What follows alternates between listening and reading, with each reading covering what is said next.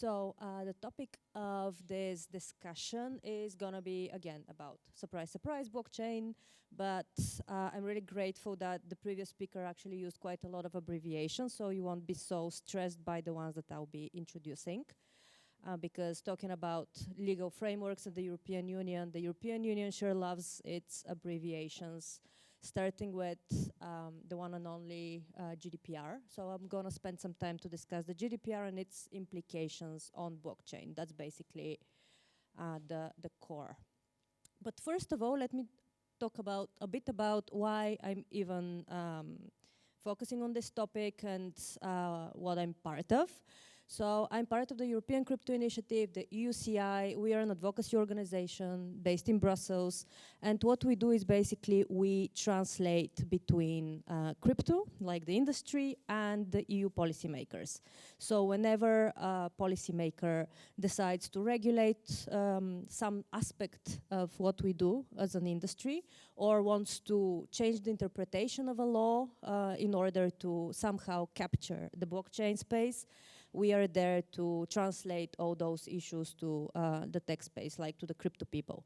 But then we go to the policymakers and say, hey, this is actually what is going on. This is what this industry is about. And this is why you shouldn't copy-paste financial legislations when you regulate crypto. So we're kind of in the middle, focusing very much on decentralization and on privacy, as you can imagine as well. So something that you might be familiar with are some of our previous campaigns, because there are quite a lot of, I would say, even FUD when it comes to how European regulations would affect the crypto space. Sometimes it's FUD, sometimes it's actually underestimating the effect. But for example, there has been quite a lot of discussions around, okay, what is the AMLR and how there's gonna be this quote-unquote unhosted wallets ban. Under the MLR, there is no unhosted wallets ban, so we oftentimes also have to kind of go public and explain why some things are not as bad as they're described on Twitter. But often we're doing the opposite, actually, ringing the bell, say, hey, it's actually worse. So you need to keep that in mind, keep an eye on what's happening. And about me, I'm Vyara, I'm Bulgarian, based in Sofia, and I'm a lawyer, human rights lawyer, doing a PhD on privacy on chain. So yeah, one of my favorite personal topics, because I really truly believe that we need privacy on chain in order for anything to happen and to continue building. Because yeah, at the end of the day, it's not a crime. It's something that we all deserve, we all need to acknowledge. And it's something that, although, yes, we do have some brilliant technological infrastructures, we still need to align also with the legal framework, because the legal framework, believe it or not, is also there to protect us. So we need to figure out how to make this conversation, to improve this conversation, and to make this work even better. So when I'm talking about privacy, and here I'm gonna introduce an abbreviation that we all know and potentially love deeply, the GDPR. But when I'm talking about privacy, in this context, in this specific presentation, I mean the European Union meaning of privacy.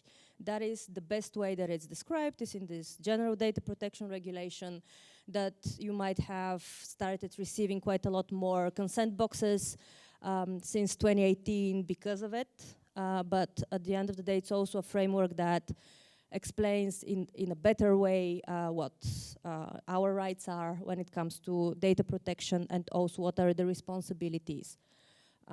It's also something that is somewhat European specific, although whatever happens in Europe very often does not remain in Europe, because we are quite a bit of influencers when it comes to regulation, because we are often the first ones to regulate.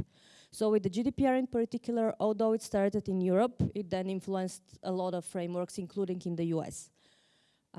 So when it was first drafted, it was supposed to be theoretically technology agnostic. So which means in this context that it needs to apply the exact same way, no matter if you're using quantum, if you're using blockchain, if you're using AI, it needs to offer, like whatever you're building on, your services need to offer the same level of protection as if it's like just built on using a very, now traditionally speaking, like a server in the back room of your office.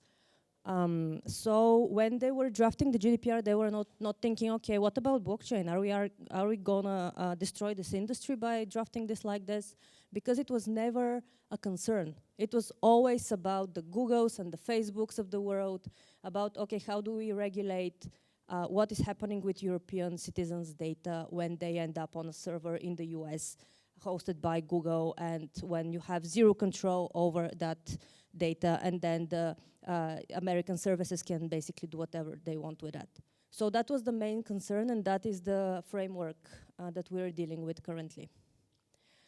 Which means that there needs to be some explaining when it comes to, okay, how do we apply this to blockchain? And here comes the guideline that I'm just gonna call it a guideline. As you can see, it has a longer name, but it's about how do we actually implement the GDPR when it comes to blockchain infrastructures. So it came out recently, and there was a consultation 2-month period during which we responded. As you can see, that's our response, that's the front page. I'm gonna go through both, but what I wanted to stress is that there was this public consultation.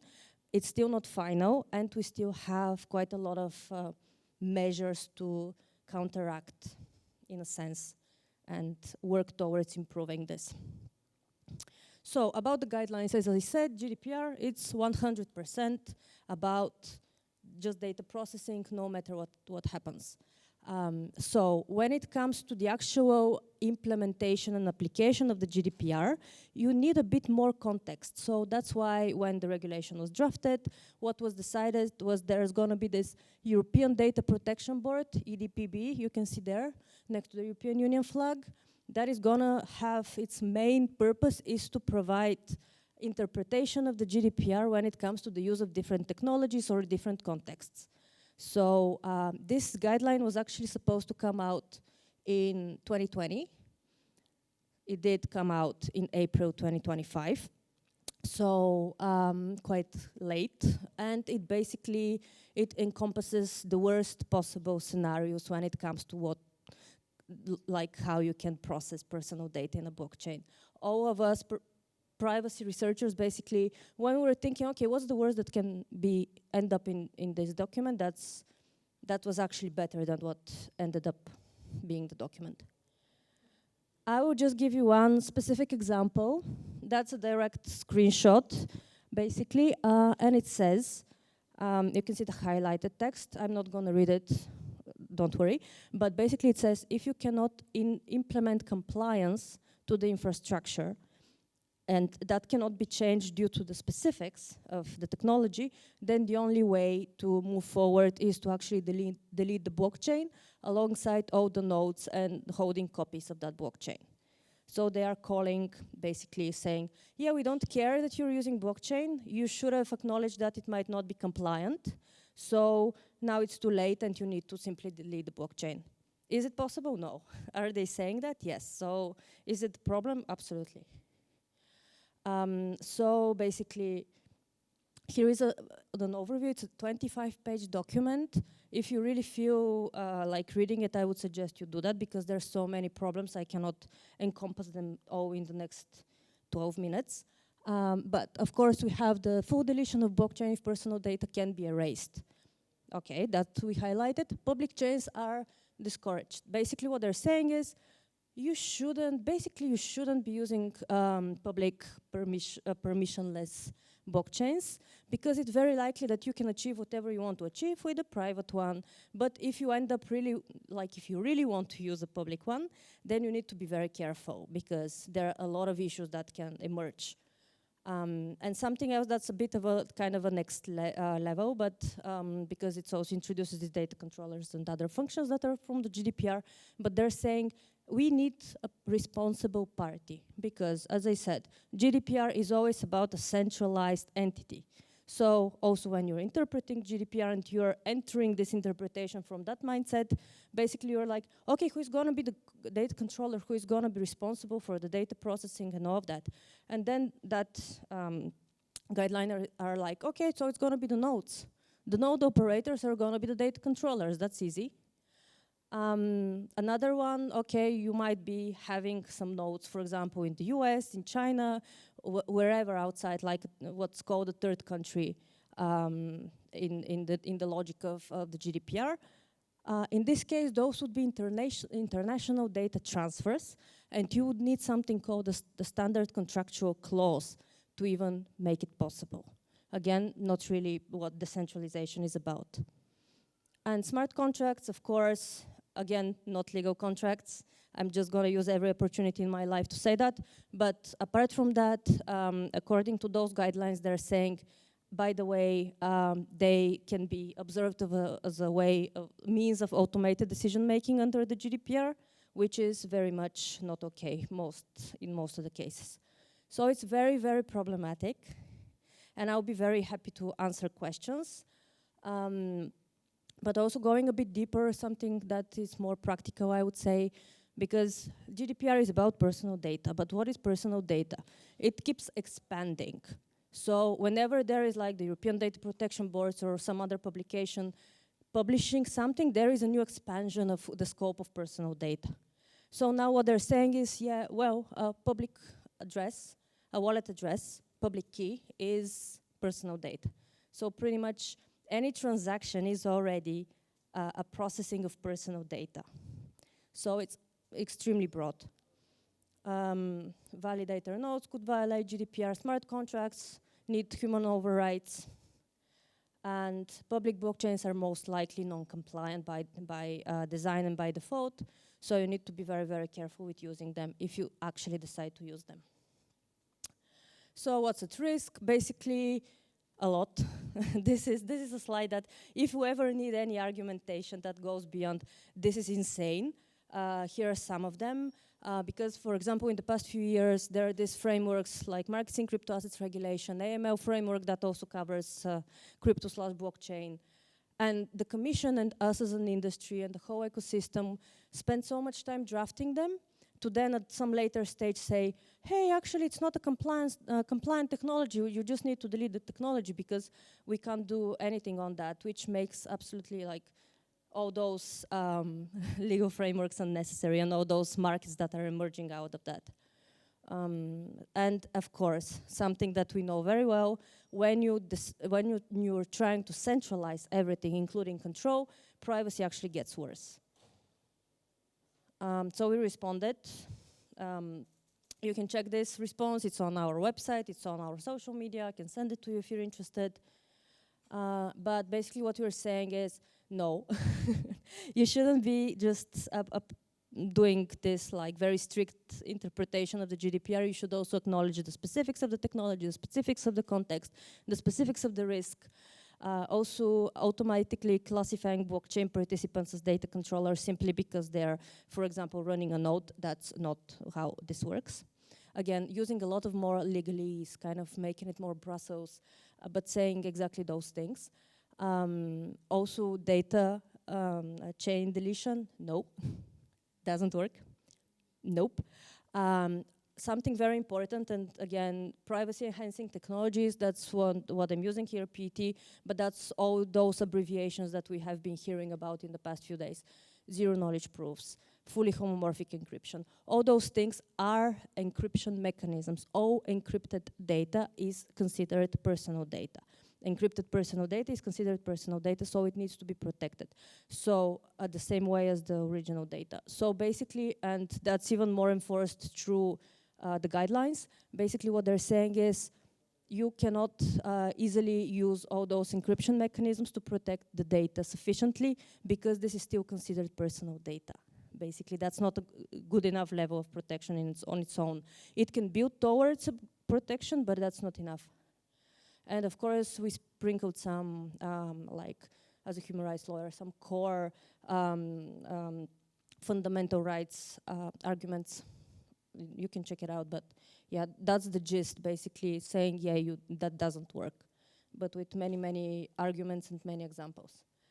And basically, we did that, and while we were doing that, we also wanted to kind of raise awareness about what's happening, because I don't expect a big chunk of the crypto industry to be just randomly browsing through European Data Protection Board's publications and being like, oh, this affects us. So a lot of the people like that really are affected by this did not know about this. So we tried to make some noise.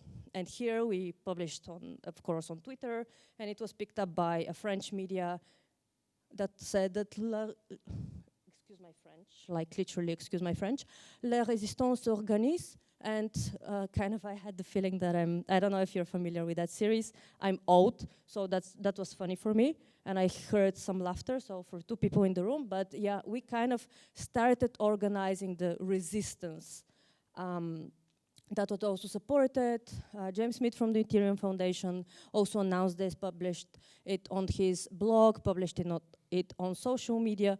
The fantastic folks at the Web3 Privacy Now also picked it up. We united forces and we started basically organizing different formats, discussions about raising awareness, gathering more examples, getting more tools on how to intervene in this case.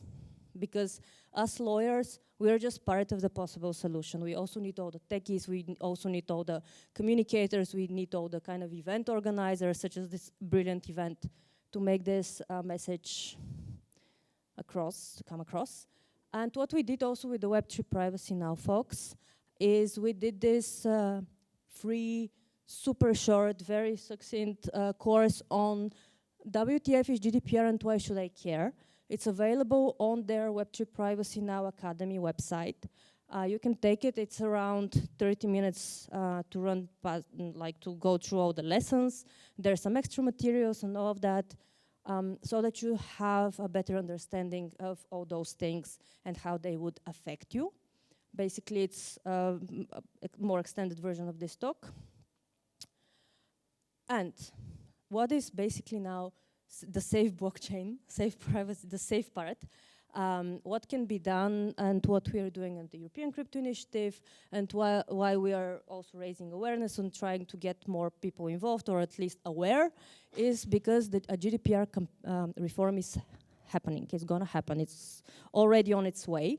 So even though we have this very, very bad set of guidelines, and even though we responded to them, we don't expect them to change significantly. So what we need to do is actually change the approach of the regulators towards blockchain. And that is very possible through either this GDPR reform, or there are some other avenues that are the e-privacy directive revamp. I'm not gonna go into all these details, but what I want to say is that there's gonna be quite a lot of important discussions happening in Brussels around the data framework in the European Union. So now's the time for us to kind of be more active and try to intervene as much as possible, so that there can be, that message can come across that this is not how you should be regulating an infrastructure, a decentralized infrastructure such as blockchain. And we need you, like all of you. Even simple things like retweets, resharing, commenting under our posts, getting into discussions about that, speaking about that, supporting us, just even giving us examples of what you're building so that we can then collect it in a very nice sounding, legalese filled document and send it to Brussels. That is already a step towards basically making this whole thing work better. And yeah. This is where you can find us. That's a link tree based on basically where our social media, I think, is also available. But that's my email below. And so with this, I thank you, and I look forward to answering your questions, because I guess you have plenty of them.